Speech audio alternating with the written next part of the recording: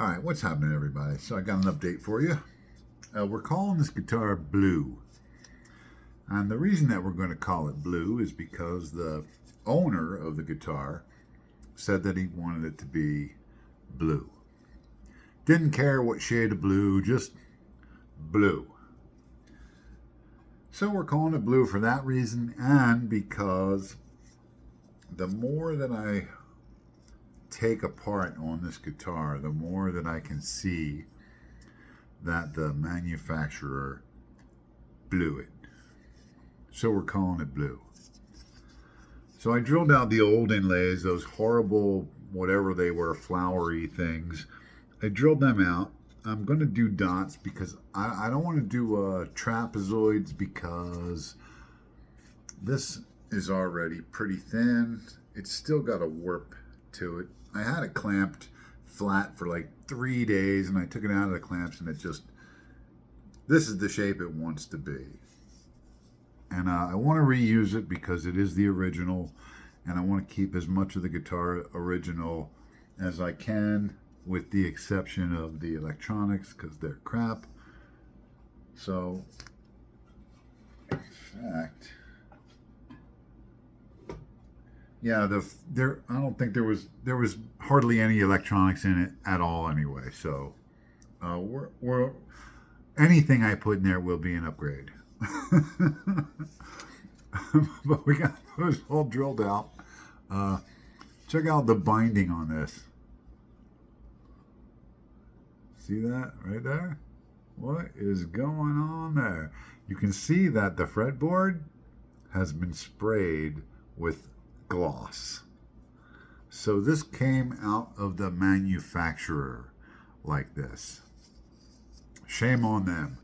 I don't know what they did. I don't know if they did something with the router or I can't even guess how that happened. I don't even want to venture a guess. But one of the things that I did notice is that all this binding, see where the fret slots are? And then if you look at the binding, see if I can make sure I can get it on there. See how the binding has cracks that line up with the fret slots. It's like every other fret slot is cracked, and then on the other side it's the same thing. See how there's a crack right there? There's a crack right there. So it's all cracked along there. The reason that it's cracked right where the fret slots are is because here's the old fret.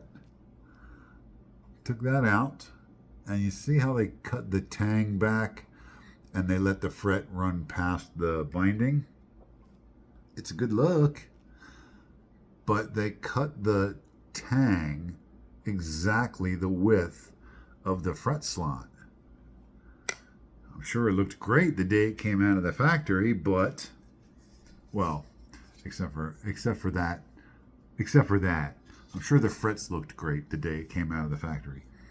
But what happens is the wood ages, it dries. I mean, this thing hasn't been oiled in forever, I could tell you, because of that, right? I really want to put some oil on it, but I won't until it's glued down because I don't want to risk getting any oil on the back of the guitar, on the back of the fretboard, where it's going to glue down to the neck, because that will prevent the glue from sticking.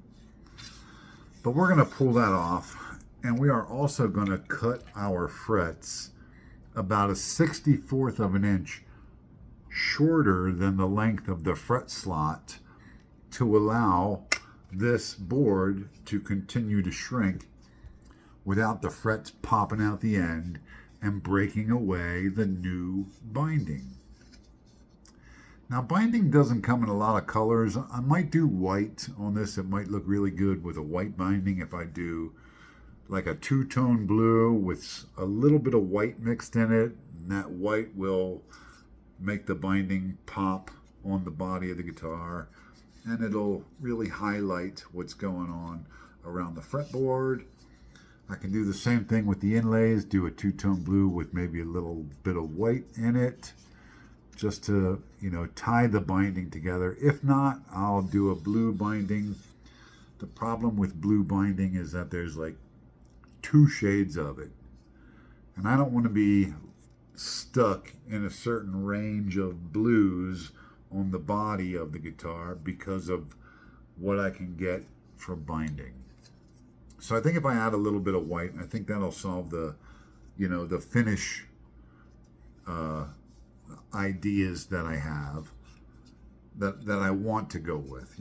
I got something in my head, and I want to go that direction and not say, oh, I can't do that because they only have that shade and that shade of the blue binding. I don't want to get stuck.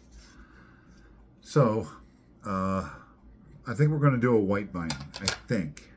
Now, when I do the white binding on this, it's gonna come down onto the neck. So it's going to overlap the joint between the fretboard and the neck. It's not just going to be this paper thin strip of binding only on the fretboard. It'll overlap just like it does on the cap. I laminated the piece in there. I'll show you what that looks like.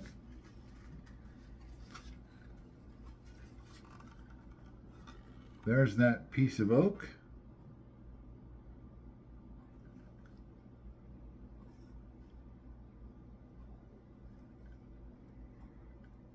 Check out the grain on that. Now it's not shaped out here yet. I mean, you can see it's not. I still have to sand this all. I got to sand all the finish off of the headstock, and then I'll flatten this out. See that notch right there? That notch is from where the nut was. So somebody, instead of filing down the back of the plastic nut, they took material off of the neck. That's a big no-no, right? Taking off the back of the nut. You never want to remove any material from this at all. Take it off the nut. This can't be, it can be fixed, but at great expense. The plastic nut that they put on here was $1, right? Buy 10 of them, and I promise you, by the time you get to your 8th one, you'll have figured out how to get it to the right height. If not, stay tuned. I'll show you how. But we definitely got more sanding to do on the headstock. We're going to reshape the headstock. I don't like this at all. It reminds me of the flower inlays. But check out the grain on that piece of oak. So the grain, think of it like natural lamination. So now I've got this naturally laminated piece of oak laminated to the neck. And man, it has really improved the strength of this neck, like where I want it to be, not like where it was. But I'd still have some little chips and chunks over on the side of the neck, which I could fill them. But if I put a wider piece of a binding down this, it should cover that without me having to do hardly anything at all to the neck other than, grain fill. And then, put the new binding on and overlap that binding onto the neck. Now that's going to be a little bit challenging because what that means is I got to cut this tiny little notch down the length of this.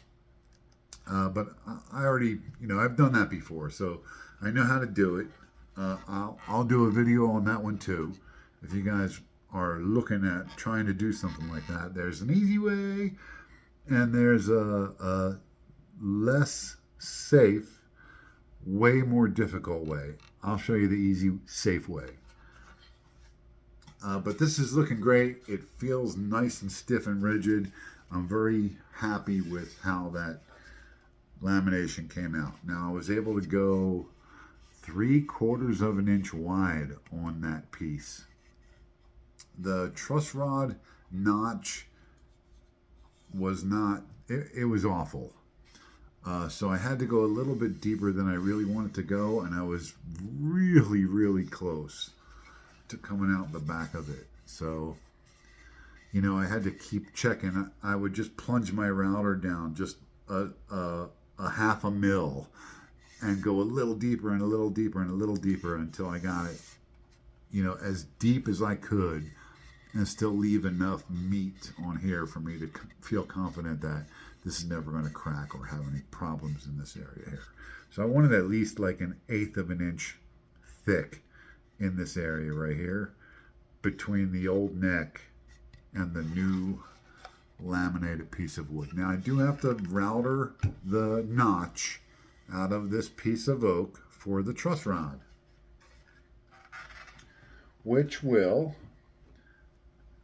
take away some of the strength that I'm giving back to the neck by putting that laminated piece in there. But when I glue the fretboard back onto the guitar, that's going to give back the strength that I'm taking away from the truss rod. Now, truss rod. Check out the old truss rod. Here's the old truss rod right here. Here's where it was. Line it up real nice so we can get it to be accurate. So here's where it was. Okay. Look at this. Look at all this truss rod in the body of the guitar.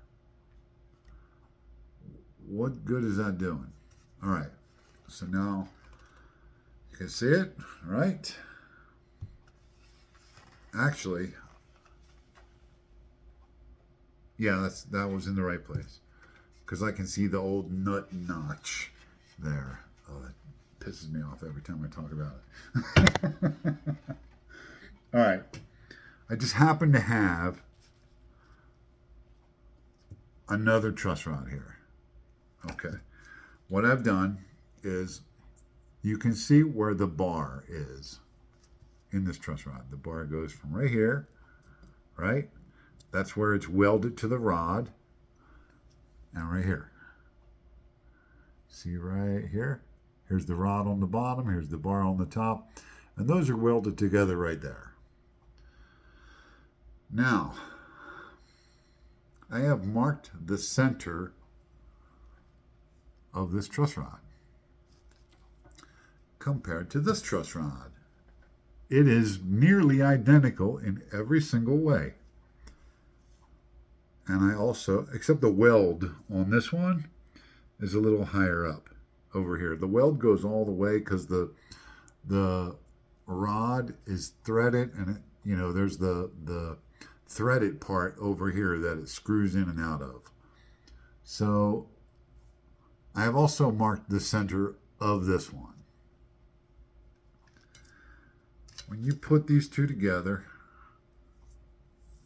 and you look at the two centers, here we go. Line these up. Okay. There are the two center lines. Okay? See the Sharpie lines on them? All right. All right. Check this out. With the shorter truss rod, when you put this truss rod in the guitar instead of the old truss rod, look what happens. We're going to put it in the same place.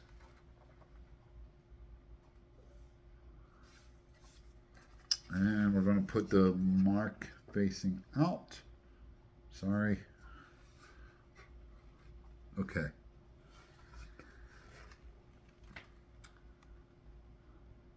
Now see how this truss rod doesn't go all the way into the body. I might even get a shorter truss rod. I don't know what the length of these are. This looks like a, this is either a 380 or a 400, which would mean that this would be like a 420. This is probably 420 mils, and this is probably 400 mils, right? So that takes the center. Well, we don't have to look at the neck. Let's just look at the fretboard. Let me see what these are. This guy here, the longer one is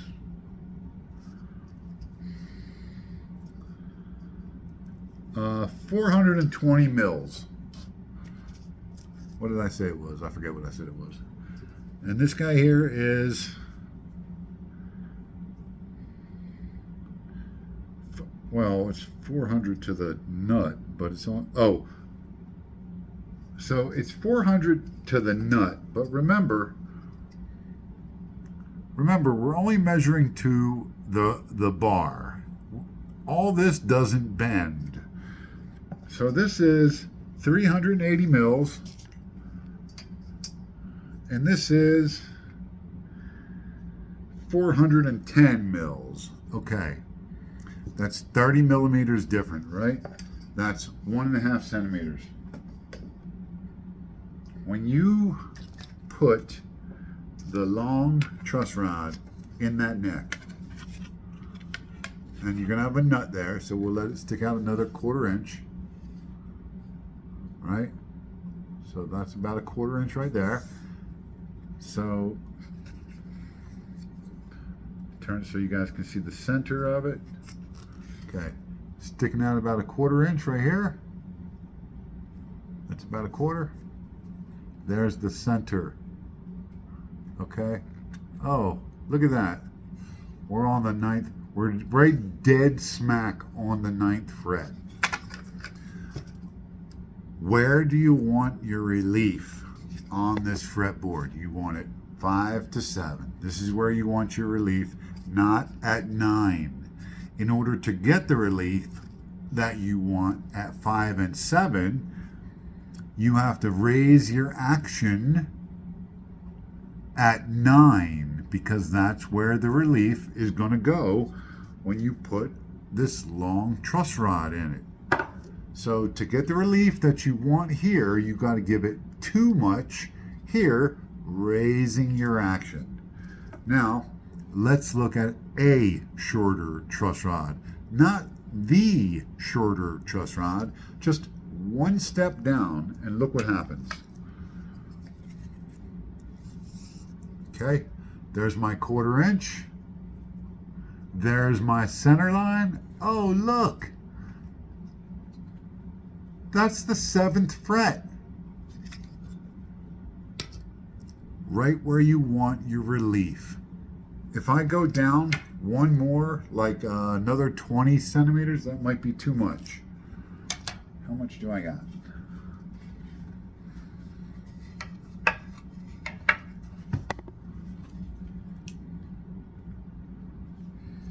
Okay, I can go down another 2 centimeters. If I go 2 more centimeters, that's going to put me right here. So my truss rod is still going to be inside the thick part. You never want your truss rod to be back here, right? Like too short is not cool at all. It has to be long enough that it reaches into the fat part of the neck or into the body. Like a little bit into the body is okay, but it has to at least come into the fattest part of the neck. If it comes to here instead of here, it's going to create this weird stress point right here, and your neck is going to be straight and then have relief in it, and then it's going to cause all kinds of twists and curves in the neck that you don't want. It has to be in the stablest part of the guitar, the fattest part right here. So if I go down one more step, one more length on these, I think they come in every 2 centimeters for the dual, for a dual action. I think they come every 20 mils. I'm not sure. I usually buy them in 20s, like, you know, like 380, 400, 420. They might come in ones. I don't know. I'll have to look. But you always want it to be right here. So if I come down again, another 2 centimeters shorter than this one, that's going to move my center back even further. My center is going to be back another centimeter because I'm coming 2 centimeters smaller. That's going to put me at another centimeter would be just below 7 instead of just above 7. You want to set your guitar up and you want to have great action on it. Everybody wants the action to be what they want it to be, not what the manufacturer says, right? The best way to accomplish that during a build is get your back angle right, get your bridge height right, get your nut right, make sure your frets are perfect, and choose the right truss rod. This is every bit as big a part of that equation as any of those other things I just mentioned. Whew. Okay. All right, so we got a lot done.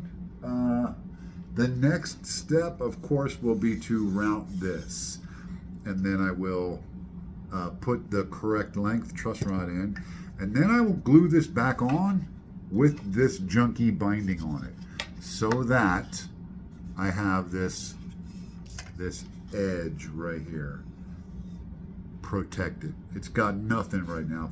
If I ding it on the edge, I gotta fill, and I don't want to do that. It's gonna have like no filler on the neck, so gotta kind of handle it like carefully for now until I glue that.